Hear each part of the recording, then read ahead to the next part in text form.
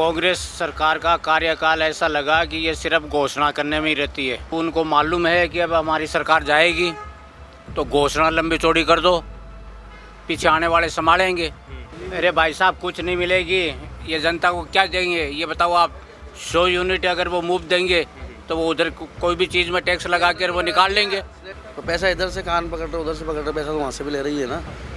अब बिजली यूनिट कह रहे अगले महीने से हो जाएगी, बिजली यूनिट अभी तक हुई नहीं। पहला नंबर वसुंधरा राजे का है, दूसरा नंबर राजेंद्र राठौड़ का है और तीसरे नंबर पे लोगे तो ओम बिड़ला तैयार बैठा है। और जहाँ तक मेरा विचार है 100% ओम बिड़ला ही आएगा। और प्रचंड बहुमत से भारतीय जनता पार्टी की सरकार आएगी। कांग्रेस के अंदर तो वैसे ही 2 गुट चल रहे हैं और भारतीय जनता पार्टी एक संगठन बन के और भारतीय जनता पार्टी की सीटें आएगी। हनुमान बेनीवाल सिर्फ ले सकता है तो 1 या 2 सीट ले सकता है। राजस्थान में चुनाव का बिगुल बज चुका है।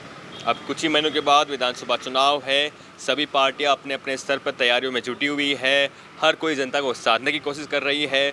कुछ लोगों से बातचीत करने के लिए ग्राउंड पे आया है कि लोग क्या सोचते हैं, कौन सी पार्टी कामयाब हो रही है जनता को साधने के लिए और कौन सी जो सरकार है वो अच्छा काम कर रही है और कांग्रेस सरकार ने कैसा काम किया वो सब पूछेंगे।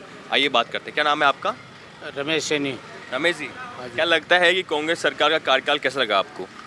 कांग्रेस सरकार का कार्यकाल ऐसा लगा कि ये सिर्फ घोषणा करने में ही रहती है। घोषणा करने में? हाँ, कि अब उनको मालूम है कि अब हमारी सरकार जाएगी तो घोषणा लंबी चौड़ी कर दो, पीछे आने वाले संभालेंगे। भाई घोषणा तो हमने कर दी, अब हम तो ये कह देंगे देखो साहब हमने तो ये कर दिया, ये कर दिया, ये कर दिया, लेकिन किया क्या है? गहलोत सरकार ने इसी महीने से शुरू किया है कि जो बिजली का बिल आएगा उसमें 100 यूनिट मुफ्त मिलेगी जनता को। अरे भाई साहब, कुछ नहीं मिलेगी। ये जनता को क्या देंगे ये बताओ आप। 100 यूनिट अगर वो मुफ्त देंगे तो वो उधर कोई भी चीज़ में टैक्स लगा कर वो निकाल लेंगे। सिलेंडर बढ़ा दिया, निकाल लेंगे। सिलेंडर भी काफ़ी लोगों को मुफ्त में देगी। मतलब मुफ्त में क्या, 500 रुपये में देगी? जल परिवार वालों को दे रही है, हम जैसे वो कहाँ दे रही है। तो पैसा इधर से कान पकड़ रहे उधर से पकड़ रहे, पैसा तो वहाँ से भी ले रही है ना।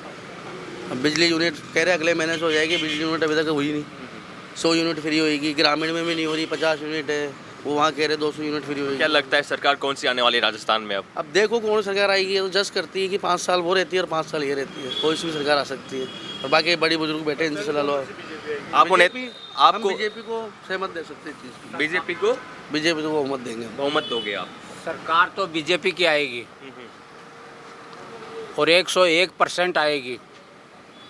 लेकिन आज जो महा घेराव किया था बीजेपी ने और उसमें सतीश पूनिया नहीं थे और वसुंधरा राजे नहीं थी, तो बीजेपी पार्टी में भी मनमुटाव है, तो उसका खामियाजा भुगतना पड़ेगा बीजेपी पार्टी को। देखो, मनमुटाव का ये मतलब नहीं है कि विजय राजे नहीं आई या सतीश पूनिया नहीं आया। हो सकता है कि उनके कोई काम भी पड़ जाता है।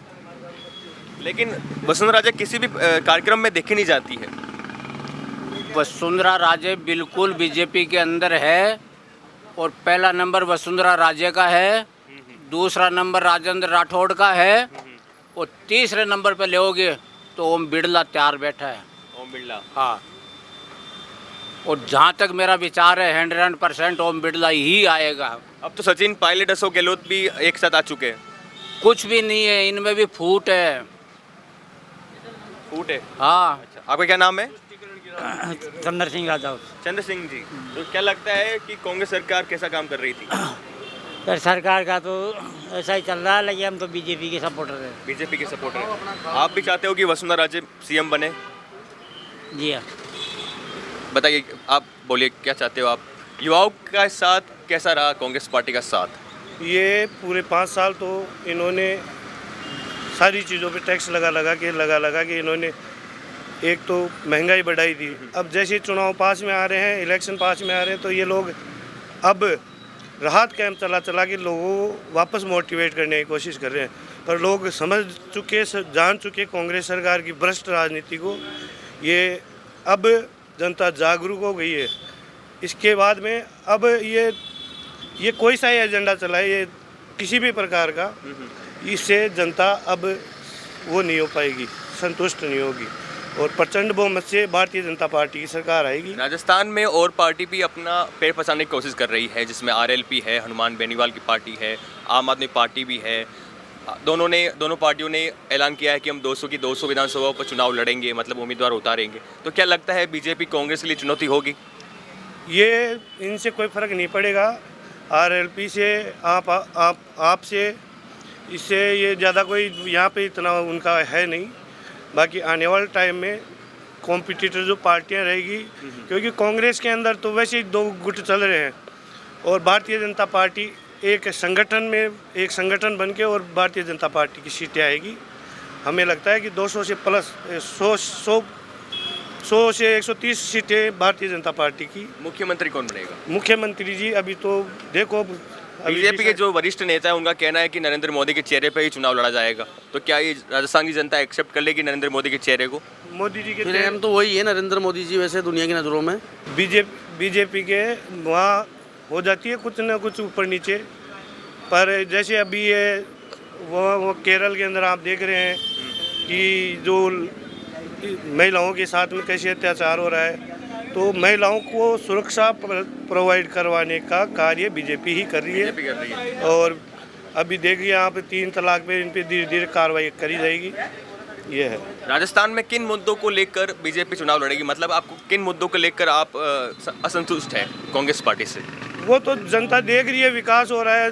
अभी नितिन गडकरी जी हैं जो सड़कें आप देख रहे हो, पहले कितनी थी, अभी बढ़िया हाईवे बना रहे हैं धीरे धीरे। और आने वाले टाइम में और ऐसे कुछ अच्छे मुद्दों पे बीजेपी सामने लेकर उनको चुनाव में आएगी। तो यहाँ पे जितने भी लोग मिले थे उनका कहना था कि बीजेपी वापस आएगी बहुमत के साथ, 100 से ज़्यादा 130 के आसपास सीटें उनको मिलेगी इन चुनावों में। क्या नाम है भैया आपका? रतन सिंह राजावत। रतन सिंह? रतन सिंह। अरे नहीं, बात करते हैं, अपन चर्चा करते हैं नॉर्मल। आप ये बताइए कि राजस्थान में आपको नेता कौन सा अच्छा लगता है? नेता तो वसुंधरा अच्छी लगती है। वसुंधरा जी? हाँ। सचिन पायलट को लेकर क्या मानना आपका? सचिन पायलट जी को अपन कांग्रेस में सपोर्ट नहीं करते, बीजेपी को सपोर्ट करते हैं।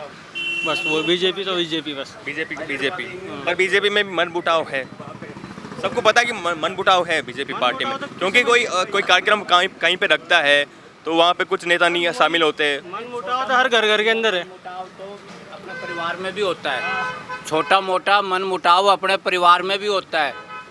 कोई भी बात के ऊपर बाप के बेटे से नहीं बनती है, बेटे की बाप से नहीं बनती है। तो ये बात नहीं है कि आज वो नहीं आए तो इनमें मनमुटाव है और वो नहीं आए तो इनमें मनमुटाव है।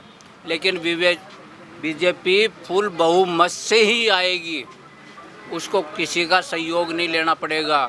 और ये जो आप आरएलपी और ये आप पार्टी बता रहे हो ना, इनका कोई नामो निशान नहीं रहेगा। हनुमान बेनीवाल तैयारी कर रहे हैं जी, जान झोंक दी उन्होंने, सभाएं कर रहे हैं, रैलियां कर रहे हैं।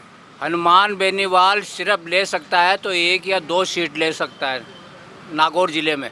हाँ, वो वहाँ तक सीमित रहेंगे, बस वहीं तक सीमित रहेंगे। बाकी और वहाँ बात करें आम आदमी पार्टी की तो फिर आम आदमी पार्टी का 1 सीट नहीं आएगी। लेकिन वो प्रचार तो जोर शोर से कर रहे हैं। अभी 18 जून को गंगानगर में करने से कुछ नहीं होता है। आप चाहो तो मैं आपको लिखित में दे दूं, आप मेरा रिकॉर्ड ले लो कि अगर आप पार्टी 1 सीट भी ले जाए राजस्थान से तो मैं मान जाऊंगा। तो अब आपने देख ही लिया क्या राय है लोगों की अलग अलग राय थी। यहाँ पे जो मोस्टली लोग मिले थे उनका यही कहना था कि बीजेपी की सरकार राजस्थान में आएगी, और जो ट्रेंड है राजस्थान में, एक बार सरकार कांग्रेस का आना, एक बार बीजेपी का आना, ये ट्रेंड वैसा ही चलेगा। तो अब राजस्थान में चुनाव होने वाले हैं, हम ग्राउंड पे जाते हैं, लोगों की राय जानते हैं कि लोग क्या सोचते हैं, क्योंकि लोगों के बीच में ही जाकर पता लगता है कि कौन सी सरकार संतुष्ट कर पाई है जनता को, कौन सी सरकार साथ सकी है जनता को, और कौन सी सरकार से राजस्थान की जनता खुश है। तो आप बने रहिए, देखते रहिए द फैक्ट इंडिया। नमस्कार।